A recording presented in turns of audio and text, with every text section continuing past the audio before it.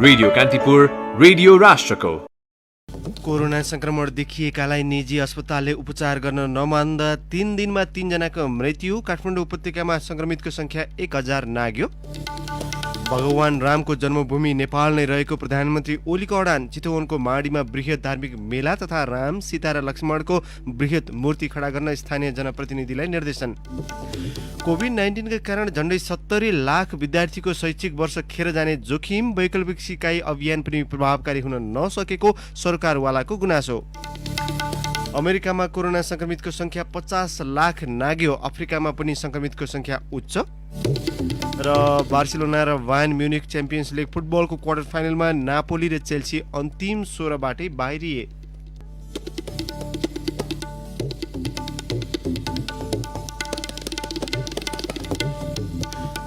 नमस्कार, कान्तिपुर डायरीका साथमा साथी प्रकाश र म अनिल। समाचार अब विस्तारमा। 20 वर्षीय विष्णु लामाको ज्वरो बिहिबार साँझसम्म निको भइसकेको थियो। शुक्रबार राति 81 श्वास प्रश्वासमा समस्या देखियो। 4 वर्षीय छोरी सहित वीरगञ्ज महानगरपालिका 2 छपकैया स्थित माइतीमा बस्दै आएकी उनलाई राति करिब 11 बजे रिक्सामा राखेर आदर्श नगर स्थित एडभान्स मेडिकेयर हस्पिटल पुर्याइयो। विष्णुकी भाउजू अन्जु तामाङले भन्नुभयो, त्यहाँ भर्ना लिन नमानेपछि बहिनीलाई नारायणी अस्थायी कोरोना गण्डक अस्पताल लगियो। अस्पतालले भर्ना नलिएपछि रिक्सामा गण्डक नजिकैको नारायणी बयोदा अस्पताल पुग्यौं। बयोदाले पनि भर्ना लिएन। बयोदामा भर्ना नलिएपछि तराई हस्पिटल हुँदै नेशनल मेडिकल कलेजसम्म पुगेको अन्जुले बताइन्। उनका अनुसार सुरुमा नेशनलका स्वास्थ्यकर्मीले बेड खाली भएको जानकारी दिएका थिए। बिरामीमा ज्वरो र श्वास प्रश्वासको समस्या थाहा पाएपछि बेड त के भुइँमा पनि खाली ठाउँ नभएको भन्दै फर्काइएको उनले बताइन्। पछि नारायणी अस्पताल लग्यौं। आकस्मिक कक्षमा रहेका चिकित्सकले कोरोनासँग मिल्दो लक्षण देखिएकाले कोरोना अस्पताल लैजान सुझाव दिए। त्यसपछि हालै नारायणी अस्थायी अस्पतालका रूपमा सञ्चालित वीरगञ्ज हेल्थ केयर पुर्याउँदा त्यहाँ पनि भर्ना नलिएको उनको भनाइ छ। कोरोना अस्पतालमा संक्रमण पुष्टि भएकाको मात्र उपचार हुँदै गरेको भनेपछि फेरि नारायणी अस्थायी कोरोना गण्डक अस्पताल लिएर गयौं। फेरि बिरामी लगेपछि भने अस्पताल भर्ना गर्न तयार भयो। तर जब रिक्साबाट विष्णुलाई अस्पतालको स्ट्रेचरमा राख्न थालियो तब उनको श्वास गइसकेको थियो। अन्जुले भनिन्, 11 देखि 2 बजेसम्म वीरगञ्जका सबै निजी अस्पताल पुग्यौं। कसैले भर्ना गरेनन्। कम्तीमा अक्सिजनको पाइप त लगाइदिनुहोस् भन्दा पनि चिकित्सक छैनन् भने। उपचार नपाई बहिनीको मृत्यु भयो। बिरामी लिएर 7वटा अस्पतालमा चक्कर लगाउँदा पनि अस्पताल र चिकित्सकको लापरवाहीले उपचार नपाएर दिदीको ज्यान गएको उनको भनाइ छ। यसैबीच वीरगञ्ज महानगरपालिका 13 राधेमाईकी 62 वर्षीय शारदा देवी रौनियारलाई पनि शुक्रबार रातिदेखि श्वास प्रश्वासमा समस्या देखिएपछि परिवारका सदस्यले हिजो बिहान वीरगञ्जका अधिकांश निजी अस्पताल दौडाए। उनको आरडीटी परीक्षण नेगेटिभ भए पनि अस्पतालले भर्ना लिएन। एक परिवारका सदस्यले भने, पहिले तराई हस्पिटल लग्यौं, भर्ना नलिएपछि नेशनल मेडिकल कलेज पुर्याएका थियौं। मेडिकलले पनि भर्ना गर्न नमानेपछि नारायणी लग्यौं। नारायणी अस्पतालको आकस्मिक कक्ष अगाडि बिहानै 11:15 बजे शारदाको मृत्यु भएको थियो। ती सदस्यले भने, चिकित्सकीय धर्म अपनाएको भए अकालमै मृत्यु हुँदैन थियो। अस्पताल डुलाउँदै उपचार नपाएर ज्यान गुमाउने यी 2 मात्र होइन। बिहिबार वीरगञ्ज महानगरपालिका 11 श्रीपुरका 60 वर्षीय चलितर महतोको पनि नेशनल मेडिकल कलेजको आकस्मिक कक्ष अगाडि रिक्सामै मृत्यु भएको थियो। उनले पीसीआर रिपोर्ट नेगेटिभ भए पनि अस्पतालले भर्ना नगरेको मृतकका भाइ शम्भु महतोले बताए। विज्ञहरूले कोभिड-19 संक्रमण समुदायमा विस्तार हुने सङ्घारमा रहेकाले पीसीआर परीक्षणको दायरा व्यापक बनाउनु पर्नेमा जोड दिएका छन्। उनीहरूले अत्याधिक परीक्षणबाट संक्रमितहरूको पहिचान गरेर आइसोलेसनमा राख्दै उपचार लगायत प्रक्रिया सुरु गरेर संक्रमण सीमित पार्नुपर्ने उल्लेख गरेका छन्। विज्ञहरूले परीक्षणको दायरा नबढाएर जनस्वास्थ्यको सुरक्षा उपाय नअपनाए महामारीबाट व्यापक मानवीय क्षति बेहोर्नु पर्ने चेतावनी समेत दिएका छन्। स्वास्थ्य मन्त्रालयले समेत बिहिबार कोरोना संक्रमण बढ्दै गए मुलुकका अस्पतालमा शय्या, उपकरण र स्वास्थ्यकर्मी अभाव हुने औल्याउँदै स्वास्थ्य केन्द्रहरूले धान्न नसक्ने जनाएका छन्। स्वास्थ्य मन्त्री भानुभक्त ढकालले करिब 2 महिना अघि जेठ 26मा प्रतिनिधि सभामा सांसदहरूको प्रश्नको उत्तर दिँदै असार 15 सम्ममा पीसीआर परीक्षणको दायरा बढाएर दिनौं 10,000 पुर्याउने बताउनु भएको थियो। तर अझै 10,000 परीक्षण हुन सकेको छैन। शुक्रबारसम्ममा 4,27,501 नमुनाको पीसीआर परीक्षण गरिएको छ। स्वास्थ्य मन्त्रालयका प्रवक्ता डाक्टर जागेश्वर गौतमका अनुसार यो कुल जनसङ्ख्याको 1.5% हो। पीसीआर गरिएका नमुनाहरूमध्ये संक्रमणको दर 5.2% देखिएको छ, अर्थात् 1000 नमुनाको पीसीआर परीक्षण गर्दा 52 जनामा कोरोना संक्रमण देखिएको छ। पूर्व स्वास्थ्य सचिव डाक्टर सुधा शर्माले कान्तिपुरसँग भन्नुभयो, हामीले सुरुदेखि नै हरेक ठाउँमा पीसीआर परीक्षणको दायरामा व्यापक विस्तार गर्नुपर्ने बताउँदै आए पनि सरकारी निकायले खासै चासो दिएका छैनन्। लकडाउनको समय खेर फालियो, परीक्षण र उपचार गर्ने क्षमता पनि बढाइएन। विज्ञहरूका अनुसार कोरोना पोजिटिभ देखिएकाहरूको व्यापक रूपमा कन्ट्याक्ट ट्रेसिङ गर्दै भिडभाड भएको ठाउँमा अधिकतम नमुना सङ्कलन गरेर परीक्षणको दायरा विस्तार गर्नुपर्छ। यसैबीच उपत्यकामा कोरोना संक्रमितको संख्या 1000 नागेको छ। स्वास्थ्य तथा जनसङ्ख्या मन्त्रालयका अनुसार काठमाडौँ, भक्तपुर र ललितपुरमा हिजोसम्ममा 1044 जनामा संक्रमण देखिएको हो। तीमध्ये 806 जना सक्रिय संक्रमित छन्। काठमाडौँमा 822, ललितपुरमा 137 र भक्तपुरमा 52 जनामा संक्रमण देखिएको छ। यसैबीच कोरोना संक्रमणका कारण पछिल्लो 24 घण्टामा थप 1 जनाको मृत्यु भएको छ। यो सँगै देशभर कोरोनाबाट मृत्यु हुनेको संख्या 73 पुगेको छ। कोरोना संक्रमण रोकथाम तथा नियन्त्रण र संक्रमितको पहिचान गर्न जिल्ला प्रशासन कार्यालय काठमाडौँले स्थानीय टोल सुधार समितिलाई परिचालन गर्ने गरी प्रतिकार योजना बनाएको छ। राजधानीमा संक्रमितको संख्या बढ्दै गएको, संक्रमण पुष्टि भए पनि संक्रमित सम्पर्कमै नआएको, स्वास्थ्य र सुरक्षा मापदण्ड पालना नगरेको लगायत कारण स्थिति थप खतरा उन्मुख हुन सक्ने भन्दै काठमाडौँ प्रशासनले स्थानीय प्रहरी र नगरपालिकाका वडा मार्फत टोल सुधार समितिलाई परिचालन गर्न लागेको हो। समितिका पदाधिकारी र सदस्यलाई भिडभाड नियन्त्रण, मास्क, सेनिटाइजर प्रयोग, लुकेर बसेका संक्रमितको खोजी लगायतमा परिचालन गरिने काठमाडौँ प्रशासनले जनाएको छ। काठमाडौँका प्रमुख जिल्ला अधिकारी जनकराज दाहालले आज कोरोना संक्रमण विरुद्ध प्रतिकार योजना अनुमोदन गर्न जिल्ला क्राइसिस म्यानेजमेन्ट सेन्टरको बैठक बोलाइएको जानकारी दिनुभयो। अस्ट्रेलियाको भिक्टोरिया राज्यमा रहेका 146 नेपालीमा कोरोना संक्रमण देखिएको छ। संक्रमित मध्ये 104 जना आइसोलेसनमा छन्।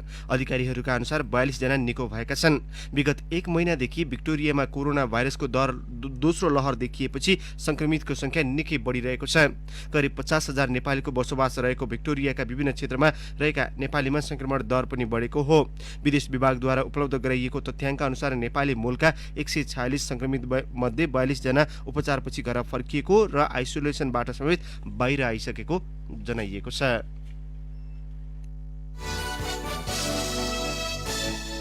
प्रधानमन्त्री केपी शर्मा ओलीले भगवान रामको जन्मभूमि अयोध्या नेपालमै रहेको दोहोर्याउँदै चितवनको माडी नगरपालिकाका जनप्रतिनिधिलाई सो क्षेत्रमा बृहत धार्मिक मेला लगाउन तथा राम, सीता र लक्ष्मणको विशाल मूर्ति स्थापना गर्न आग्रह गर्नु भएको छ।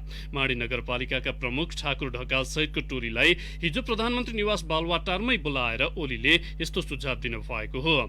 माडी नगरपालिकाले गठन गरेको अयोध्या खोज अनुसन्धान तथा व्यवस्थापन समितिका संयोजक नारदमणि पौडेलले भन्नुभयो, आउँदो रामनवमीमा बृहत धार्मिक मेला गर्न तथा अर्को वर्षको रामनवमीमा राम, सीता र लक्ष्मणको विशाल मूर्ति स्थापना गर्न प्रधानमन्त्रीले सुझाव दिनुभएको छ। प्रधानमन्त्री ओलीलाई भेट्न माडीबाट नगर प्रमुख ढकाल सहितको टोली हिजो काठमाडौँ आएको थियो। माडी नगरका प्रवक्ता समेत रहेका वडा नम्बर 9 का अध्यक्ष शिवहरि सुवेदीका अनुसार साँझ प्रधानमन्त्री निवासमा भएको छलफलमा उपप्रधानमन्त्री ईश्वर पोखरेल लगायतको उपस्थिति थियो। माडी क्षेत्रको धार्मिक महत्व बारे अध्ययन गर्दै आएका लोकमणि पौडेल पनि प्रधानमन्त्री ओलीसँगको छलफलमा सहभागी हुनुहुन्थ्यो। उहाँले धार्मिक आधारहरूबाट पनि अयोध्या माडीमा पर्ने मत राख्दै आउनु भएको छ। ओलीले ठोस प्रमाण जुटाउँदै जान र योजना बनाएर काम गर्न पनि सुझाव दिनु भएको छ। खोज समितिका संयोजक पौडेलले कान्तिपुरसँग भन्नुभयो, शास्त्रीय हिसाबले अध्ययन गर्दा माडी क्षेत्रमा नै प्राचीन अयोध्या भएको आधारहरू धेरै रहेको प्रधानमन्त्रीले हामीलाई बताउनु भयो। उहाँले खोज अनुसन्धान र कार्ययोजना बनाउन भन्नुभएको छ।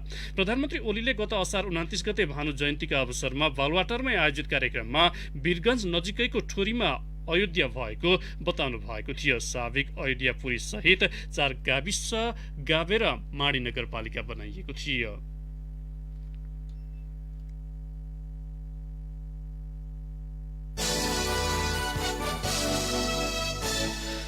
कोभिड-19 संक्रमणले विद्यालयदेखि उच्च शिक्षासम्म प्रभावित भएको छ। 5 महिनादेखि पठन पाठन र परीक्षा अवरुद्ध बन्द शैक्षिक वर्ष नै गुम्ने जोखिम बढ्दै गएको छ। वैशाखबाट सुरु हुने कक्षा 1 देखि 10 सम्मको नयाँ शैक्षिक सत्र अहिलेसम्म सुरु भएको छैन।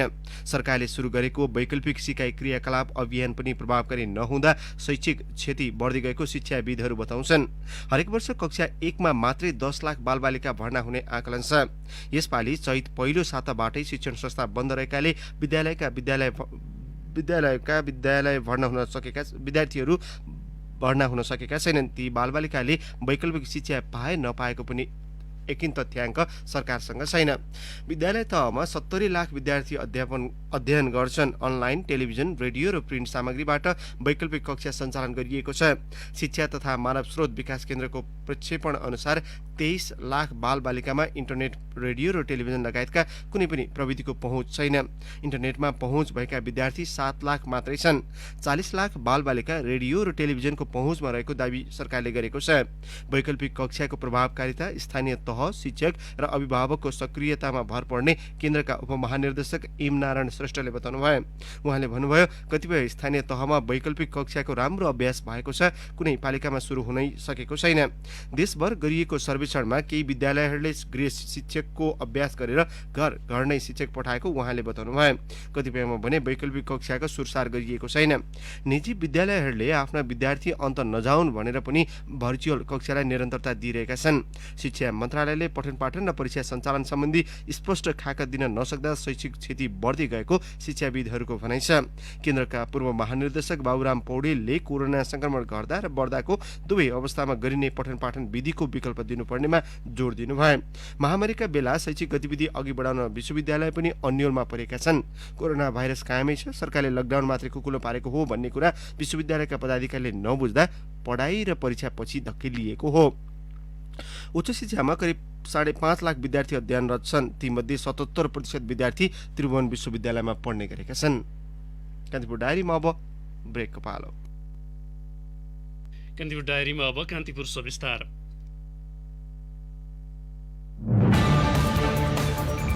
कान्तिपुर सविस्तार। केपी शर्मा ओलीले पार्टी अध्यक्ष वा प्रधानमन्त्री मध्ये एउटा पद छाड्नुपर्ने विषयमा सुरु भएको नेकपाभित्रको अन्तर्कलह पछिल्लो समय पद र पद्धतिका विषयमा आएर अड्किएको छ। ओली खेमाका नेताहरूले पदका लागि बार्गेनिङ भइरहेको चर्चा गर्दा अध्यक्ष पुष्पकमल दाहाल खेमाका नेताहरू भने पार्टीभित्रको पद्धति जोगाउन लागि परेको तर्क गर्ने गरेका छन्। सत्तारूढ दल विधि र पद्धतिमा नचल्दा त्यसको प्रत्यक्ष असर मुलुकको समग्र व्यवस्थामा परिरहेको राजनैतिक वृत्तमा विश्लेषण हुने गरेको छ। बहुदलीय व्यवस्थामा पार्टीको भूमिका प्रधान हुने भएपछि पार्टी ठिकठाकसँग चलेन भने त्यो पार्टी अन्तर्गतको सरकार पनि स्वतः ठिकठाक चल्दैन।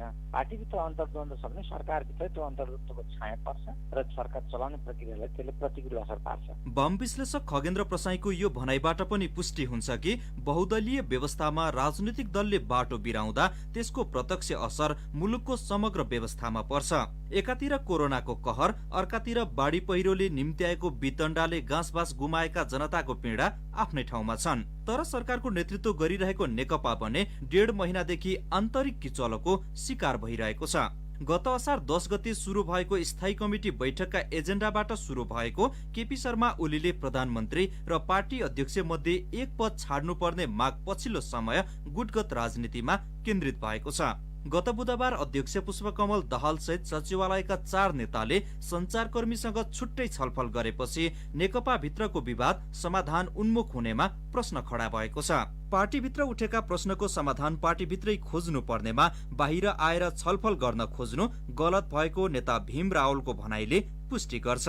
सबैभन्दा राम्रो उपाय त हाम्रा स्थापित संगठनात्मक प्रणाली हो। ती संगठनात्मक प्रणालीलाई स्वाभाविक गति दिनुपर्छ। त्यसको अर्थ हो हाम्रा पार्टी कमिटीहरूलाई नियमित रूपमा हामीले सञ्चालन गर्ने, बैठक गर्ने र त्यसपछि बैठकबाट हामीले निष्कर्ष निकाल्ने र त्योभन्दा अगाडि पार्टी नेतृत्वको बीचमा कतिपय विषयगत कुराहरूमा गहिरो समझदारी कायम गर्ने कुरा नै प्रभावकारी हुन्छ जस्तो लाग्छ मलाई। अध्यक्ष दाहाल सहितका नेताहरूले प्रधानमन्त्री ओलीलाई पार्टीको विधि र पद्धति अनुसार नचलेको आरोप लगाउँदै आएका छन्। तर ओलीले भने दाहाल सहितका नेताहरूको गठबन्धन आफूलाई पदबाट हटाउने र आफू पदमा पुग्ने उद्देश्यबाट प्रेरित रहेको दावी गर्दै आएका छन्। यही पृष्ठभूमिमा पदका लागि होइन विधिका लागि लडिरहेको भन्ने प्रश्न पार्न 4 नेताले सञ्चारकर्मीसँग गरेको छलफल नै अहिले नेकपा भित्रको विवादका लागि नयाँ मसला बनेको छ। नेता देवेन्द्र पौडेल भने महाधिवेशन नै अबको निकासका रूपमा चित्रण गर्छन्। पदको लागि हो भन्ने कि कसैले साथ दिनौं, पार्टीलाई चाहिँ विचार सिद्धान्त प्रणाली आउँदो महाधिवेशनको निम्ति हो भने बहस आवश्यक छ। पार्टी टुटफुट हुनुहुन्न, बरु चाहिँ विधि पद्धति प्रणालीको कुरा गरेर वैचारिक कुरा गरेर महाधिवेशनमा लानुपर्छ। दाहाल सहित वरिष्ठ नेता द्वय झलनाथ खनाल र माधव कुमार नेपाल तथा प्रवक्ता नारायण काजी श्रेष्ठले सञ्चारकर्मीसँग छलफल गरेपछि मुलुककै बागडोर सम्हालेका प्रधानमन्त्री ओलीको सचिवालय पार्टीकै नेताप्रति आक्रामक बनेको छ। ओलीका प्रमुख सल्लाहकार विष्णु रिमालले नारायण काजी श्रेष्ठलाई लक्षित गरी पार्टी प्रवक्ता पदको इज्जत जोगाउन नसकेको सार्वजनिक रूपमै टिप्पणी गरे। नेकपाको विवादभित्र विधि पद्धति भन्दा पदको कुरा बढी प्रभावी प्रष्टै देखिन्छ। दुवै पक्षले विधि र पद्धतिलाई प्रधान ठान्ने हो भने विधि सम्मत सुरु भएको स्थायी कमिटी बैठकलाई अनिर्णयको बन्दी बनाउन उनीहरूलाई नैतिकताले दिने थिएन। वाम विश्लेषक प्रसाई नेकपा भित्र विधि र पद्धतिले देहत्याग गरिसकेको सुनाउँछन्। आज नेकपाको एउटा नेतालाई सरकारको समीक्षा गर्ने, सरकारलाई सुझाव दिने, यो गरे राम्रो हुन्थ्यो भन्ने ठाउँ नै छैन नि त। त्यो ठाउँ त लगभग एक किसिमले मरिसकेकै अवस्थामा छ नि। त्यो ठाउँ नभएपछि समाजमा उत्पत्ति भएका समस्याहरू समाधान गर्ने चाहिँ बाटो हुँदैन। त्यसैले संवादको एउटा बाटोलाई बन्द गरिएको कारणले गर्दाखेरि हामी समाजका अरू तमाम समस्याहरू भोगिरहनेछौँ। सत्तारूढ दलले बाटो बिराउँदा उसका नेता र कार्यकर्तामा मात्र होइन, मुलुककै समग्र व्यवस्थामा त्यसको प्रत्यक्ष असर पर्ने कुरा कसैले नकार्न सक्दैनन्। यदि नेकपाका नेताले पार्टीभित्र विधि र पद्धति चाहेकै हुन् भने जनताका विषय किन गौण बनाइन्छ? कम्युनिस्ट फुट्न मात्र होइन जुट्न पनि जानेका छन् भन्ने भनाइलाई पुष्टि गर्ने हो भने नेकपाले पदलाई होइन जनताको मतलाई प्राथमिकता दिन सक्नुपर्छ। रेडियो कान्तिपुरका लागि बासु खड्का। कान्तिपुर सविस्तार।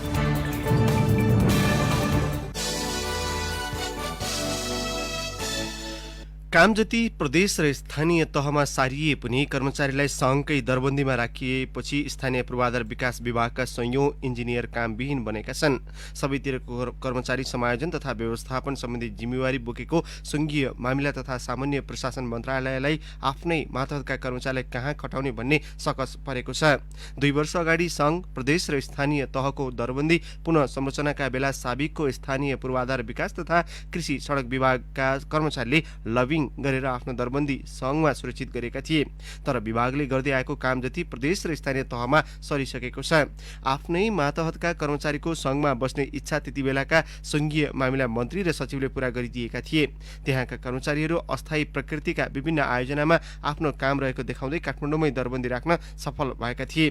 डोलीडारमा इन्जिनियरिङ सेवा सिभिल समूहभित्र जनरल उपसमूहका 377 कर्मचारी कार्यरत थिए। तीमध्ये 90 जनाको दरबन्दी स्थानीय पूर्वाधार विभागमा तथा बाँकीलाई मन्त्रालयको अतिरिक्त दरबन्दीमा राखिएको थियो। साबिकको डोलीडारको नाम फेरि स्थानीय पूर्वाधार विभाग भनियो। त्यस मातहत प्रत्येक जिल्ला समन्वय समितिमा 1-1 जना र 13 जनाको दरबन्दी विभागमा कायम थियो। विभागमा तोकिएको र अतिरिक्त समूहमा राखिएका प्राविधिकहरू यति बेला कामविहीन बनेको मन्त्रालय स्रोतले जनाएको छ। सहमति अनुसार ज्याला नपाएको भन्दै झापाका चिया श्रमिकले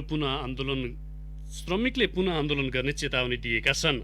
श्रम ऐन अनुसार 2075 साउनदेखि 2076 वैशाख 30 सम्मको वृद्धि भएको दैनिक 107 रुपैयाँ ज्याला बगान मालिकले भुक्तानी नगरेको उनीहरूको भनाइ छ। कोभिड-19 महामारीले सबै क्षेत्र शिथिल भए पनि चिया क्षेत्र इतिहासकै स्वर्णिम अवस्थामा पुगेको श्रमिकहरूको भनाइ छ। साउन लागे यता हरियो चियापत्ती अहिलेसम्मकै उच्च प्रति केजी 40 रुपैयाँ भन्दा बढीमा बिक्री भइरहेको छ। तयारी चिया प्रति केजी भारतीय रुपैयाँ 200 मा बिक्री भइरहेको अखिल नेपाल ट्रेड युनियन प्रदेश 1 का इन्चार्ज भोपाल सापकोटाले बताउनु भयो। श्रमिकले गत वर्ष श्रम ऐन कार्यान्वयनको माग गर्दै 44 दिनसम्म सडक आन्दोलन गरेका थिए।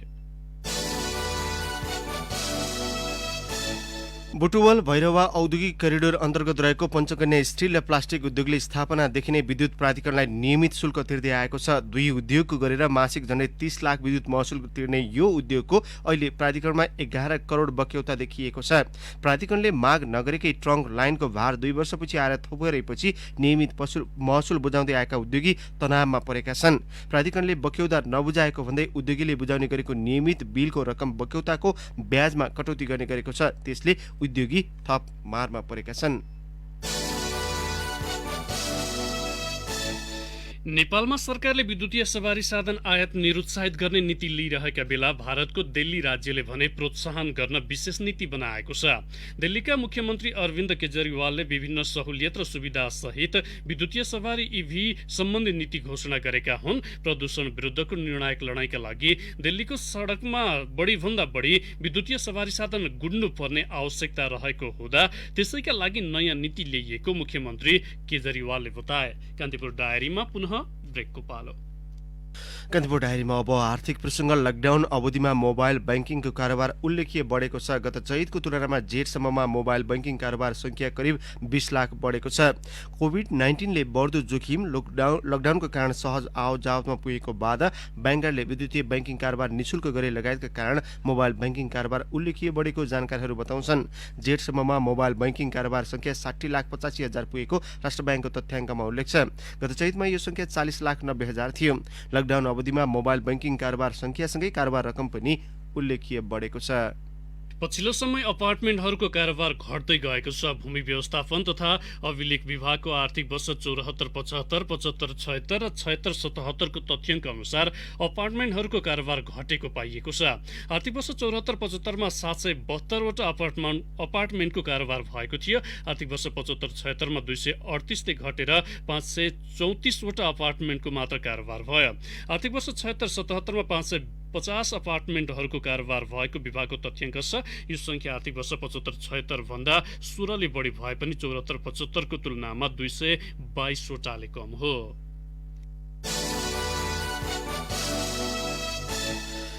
अमेरिकामा कोरोना भाइरसबाट संक्रमितको संख्या 50 लाख नागेको छ। त्यहाँ प्रत्येक 66 जना मध्ये 1 जनामा संक्रमण रहेको तथ्याङ्कमा उल्लेख छ। 1,62,381 जनाको संक्रमणकै कारण मृत्यु भएको छ, जुन संख्या विश्वको मृत्युदरको 1/3 हो। अमेरिकाका वरिष्ठ संक्रामक रोग विशेषज्ञ एन्थोनी फाउचीले सन् 2020 को अन्त्यसम्ममा कोरोना भाइरस विरुद्धको एक खोप तयार हुने उल्लेख गर्नुभएको छ। यसअघि अमेरिकी राष्ट्रपतिले खोपका विषयमा दिएको प्रतिक्रियाको खण्डन गरेका डाक्टर फाउचीले पछिल्लो परीक्षण परिणामका आधारमा खोप यसै वर्षको अन्त्यसम्ममा आइसक्ने बताउनु भएको हो। यसैबीच अफ्रिकामा कोरोना भाइरस संक्रमणको संख्या 10 लाख नागेको छ।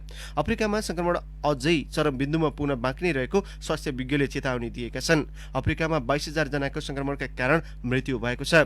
6,90,000 निको भएका छन्। अफ्रिकी मुलुक मध्ये दक्षिण अफ्रिकामा सबैभन्दा बढी संक्रमणको संख्या छ। दक्षिण अफ्रिकामा 5,53,000 मा संक्रमण पुष्टि भएको छ। दक्षिण अफ्रिका तीव्र गतिमा संक्रमण फैलिएको मुलुक मध्ये परेको छ। हाल विश्वमा 1,21,21,922 जनामा संक्रमण पुष्टि भइसकेको छ। 7,23,854 जनाले संक्रमणकै कारण ज्यान गुमाएका छन्। कान्तिपुर डायरीमा अब एउटा खेल प्रसङ्ग। बार्सिलोना र बायर्न म्युनिक च्याम्पियन्स लिग फुटबलको क्वार्टर फाइनलमा प्रवेश गरेका छन्। प्री क्वार्टर फाइनलको दोस्रो लेगमा नापोलीलाई 3-1 ले हराउँदै बार्साले समग्रमा 4-2 को नतिजासँगै अन्तिम आठको यात्रा तय गरेको हो। घरेलु मैदानमा बार्सालाई सहज जित दिलाउन क्लेमेन्ट लेग्लेट, लियोनल मेसी र लुइस सुआरेजले गोल गरे। खेलको 10औं मिनेटमा लेग्लेटको गोलमा अग्रता बनाएको बार्साका लागि 23औं मिनेटमा मेसीले अर्को गोल थपेका थिए। पहिलो हाफको इन्जुरी समयमा पाएको पेनाल्टीको अवसरलाई सुआरेजले गोल गर्दै टोलीलाई 3-0 को अवस्थामा पुर्याए। लगत्तै नापोलीले पनि पेनाल्टीको अवसर पाएको थियो, जसलाई लोरेन्जो इन्साइनले गोलमा परिणत गर्दै टोलीलाई 3-1 को अवस्थामा पुर्याएका थिए। रोमाञ्चक बनेको दोस्रो हाफमा दुवै टोलीले थप गोल गर्न नसक्दा सोही नतिजा निर्णायक बन्यो। नापोलीको घरेलु मैदानमा भएको पहिलो लेग 1-1 को बराबरीमा सकिएको थियो। बार्सिलोनाले सन् 2006-07 को सिजन यता च्याम्पियन्स लिगको क्वार्टर फाइनलमा लगातार स्थान बनाउँदै आएको छ। गैराती नै चेल्सी विरुद्ध फराकिलो जित निकाल्दै बायर्न म्युनिकले पनि क्वार्टर फाइनलमा स्थान सुरक्षित गरेको छ। घरेलु मैदानमा चेल्सीलाई 4-1 ले हराउँदै बायर्नले समग्रमा 7-1 को नतिजासँगै अघिल्लो चरणमा स्थान सुरक्षित गरेको हो। बायर्नलाई सहज जित दिलाउन रोबर्ट लेभान्डोस्कीले 2 तथा इभान पेरिसिक र कोरेन्टिन टोसिलोले 1-1 गोल गरे। चेल्सीका टामी अब्राहमले 1 गोल फर्काए। यसअघि स्टामफोर्ड ब्रिजमा भएको खेलमा बायर्नले 3-0 को सहज जित निकालेको थियो। अब मौसम सम्बन्धी जानकारी। काठमाडौँ उपत्यका लगायतका मुलुकका अधिकांश स्थानमा अहिले वर्षा भइरहेको जल तथा मौसम पूर्वानुमान महाशाखाले जनाएको छ। न्यून चापीय रेखा तराई भूभाग नजिक रहेकाले अझै केही दिन अधिकांश स्थानमा वर्षाको सम्भावना रहेको महाशाखाले जनाएको छ। बागमती, गण्डकी, कर्णाली, सुदूरपश्चिम र प्रदेश 1 का केही भागमा भारी वर्षाको सम्भावना छ। भारी वर्षासँगै अधिकांश स्थानमा चट्याङ, बाढी पहिरो तथा नदीहरूमा पानीको बहाव बढ्न सक्ने सम्भावना रहेकाले सचेत रहन विभागले आग्रह समेत गरेको छ। केही बेरअघि 22 डिग्री सेल्सियस मापन गरिएको काठमाडौँ उपत्यकाको अधिकतम तापक्रम आज 27 डिग्रीसम्म पुग्न सक्नेछ। सूर्योदय बिहान 5:31 भयो भने सूर्यास्त भरे साँझ 6:47 हुनेछ। हवस् त, प्रसङ्गसहित कान्तिपुर डायरीको यो बुलेटिन अहिलेलाई यहीँ सकिन्छ। हाम्रो अर्को बुलेटिन बिहान 8 बजे डेभलपमेन्ट एन्ड इकोनोमिक्स डायरी हुनेछ। तबसम्मका लागि कान्तिपुर डायरीबाट साथी प्रकाश र म अनिल बिदा माग्छौँ। नमस्कार।